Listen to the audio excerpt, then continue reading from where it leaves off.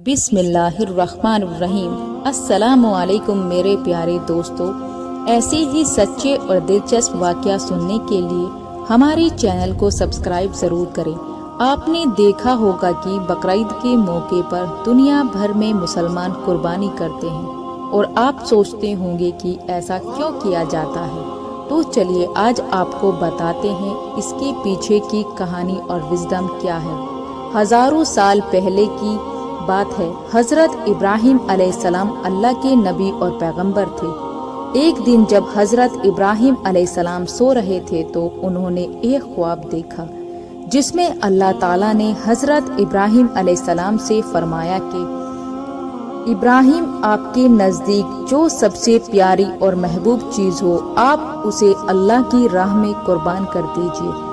अब यहाँ आपको बता दूं कि अल्लाह ताला अपने बंदों का और ख़ास तौर से नबियों का इम्तिहान लेता है, ये देखने के लिए कि इंसान अल्लाह ताला से ज़्यादा मोहब्बत करता है या अल्लाह के दिए हुए तोहफों से ज़्यादा मोहब्बत करता है। नबी और पैगंबर के ख्वाब सच्चे होते थे। वो जो भी ख्वाब में देखते थे वो अल्लाह ताला का हुक्म होता था। तो ये ख्वाब देखने के बाद हजरत इब्राहिम अलैहिस्सलाम ने अपने ऊँटों के जत्थे में से 100 ऊँट कुर्बान कर दिए। आज के ज़माने में ये 100 ऊँट की कीमत गाड़ियाँ होने के बराबर है।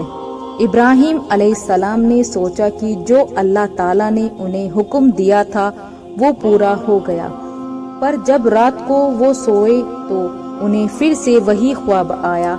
इसलिए हजरत इब्राहिम अलैहिस्सलाम ने अगले दिन 200 ऊँट अल्लाह की राह में कुर्बान कर दिए। लेकिन अगली रात फिर से उन्हें वही ख्वाब आया जिसमें अल्लाह ताला ने उनसे उनकी सबसे पसंदीदा चीज़ कुर्बान करने का हुक्म दिया। अब हजरत इब्राहिम अलैहिस्सलाम सोच में पड़ गए कि आखिर अल्लाह उनसे किस चीज़ की कुर्बानी चाहते हैं। फिर उन्होंने सोचा कि इस दुनिया में सबसे अजीज चीज मेरे लिए मेरा बेटा इस्माइल है।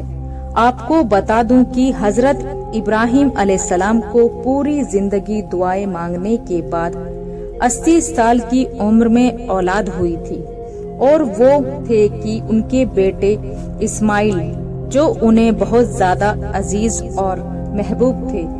अब हजरत इब्राहिम अलैहिस्सलाम समझ चुके थे कि दरअसल अल्लाह ताला ने उनसे उनके बेटे की कुर्बानी मांगी है। अल्लाह ताला ये देखना चाहता है कि हजरत इब्राहिम अलैहिस्सलाम अपने बेटे से ज्यादा मोहब्बत करते हैं या अल्लाह ताला से। हजरत इब्राहिम अलैहिस्सलाम के लिए ये बहुत बड़ा इम्तिहान था। अगले दिन हजरत इब्राहिम अलैहिस्सलाम उठे और अपनी बीवी हजरत हाजरा को कहा कि हमारे बेटे इस्माइल को नहलाकर अच्छी तरह तैयार कर दीजिए। हजरत इब्राहिम अलैहिस्सलाम की बीवी हजरत हाजरा ने अपने बेटे को बहुत अच्छे से नहलाकर खुशबू लगाकर तैयार कर दिया और हजरत इब्राहिम अलैहिस्सलाम अपने बेटे को लेकर एक पहाड़ की तरफ रवाना हो गए।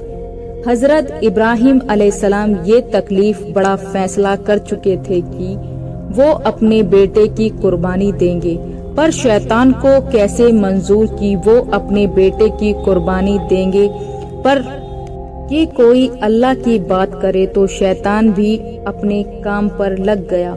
वो सीधा इब्राहिम अलैहिस्सलाम की बीवी हजरत हाजरा के पास एक बुजुर्ग की शक्ल में गया और उनसे कहा कि हजरत इब्राहिम तुम्हारे बेटे को किसी दावत पे नहीं बल्कि उसे कुर्बान करने के लिए लेकर गए हैं। ये सुनकर हजरत हाजरा बहुत हैरान हुई, पर वो समझ गई कि ये जरूर अल्लाह का हुक्म होगा।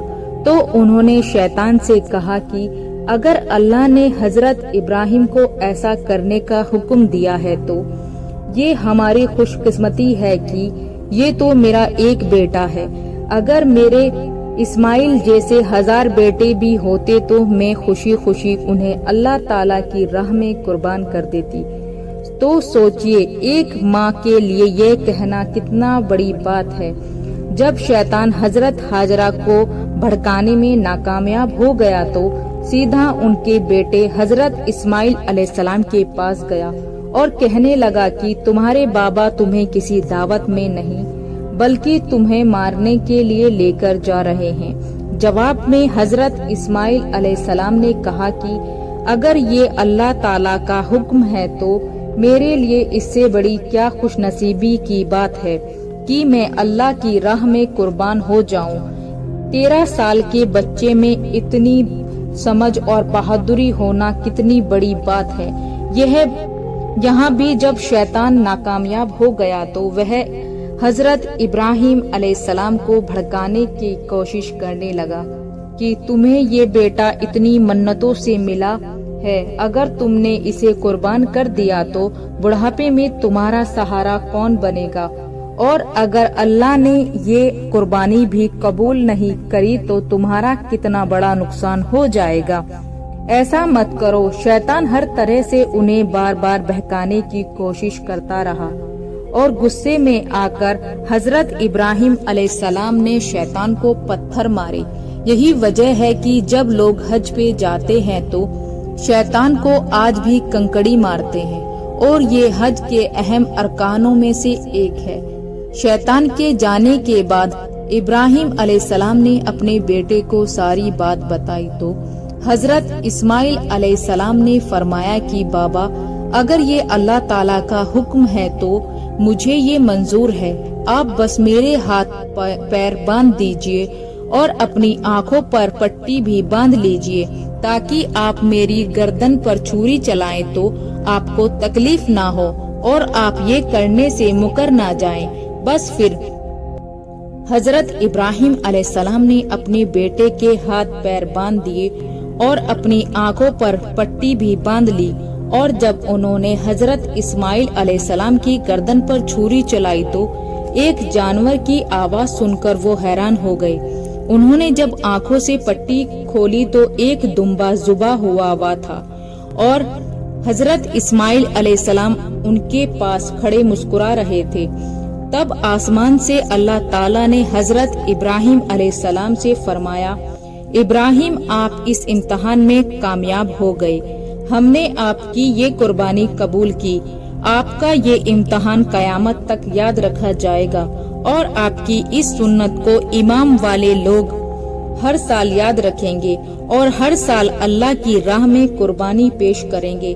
حضرت ابراہیم علیہ السلام کی اس سنت کو اللہ تعالیٰ نے آنے والی نسلوں کے لیے عبرت بنایا ہے، اور اسی لیے ہر سال حج کے موقع پر قربانی کرتے ہیں۔ بقرعید پر جو بھی حلال جانور قربان ہوتے ہیں ان کے گوشت کو 3 حصوں میں بانٹا جاتا ہے۔ پہلے حصے غریبوں میں اور مسکینوں میں بانٹا جاتا ہے، دوسرا حصہ رشتہ داروں میں دیا جاتا ہے، اور تیسرا حصہ خود اپنے گھر میں رکھا جاتا ہے۔ آپ کو یہ پتا ہونا چاہیے کہ بقرعید کے موقع کا غریب لوگ سال بھر انتظار کرتے ہیں، کیونکہ یہی سال کا اکلوتا موقع ہوتا ہے جب انہیں گوشت کھانا نصیب ہوتا ہے۔ بقرعید کا یہ فیسٹیول دنیا بھر میں بھوکمری مٹانے کا ایک ذریعہ ہے۔ حج کے 10 دنوں میں کی گئی نیکیاں اللہ کو سال بھر کی گئی نیکیوں سے زیادہ پسند ہیں، اسی لیے حج کے ان دنوں میں ہمیں زیادہ سے زیادہ نیکیاں کرنے کی کوشش کرنی چاہیے۔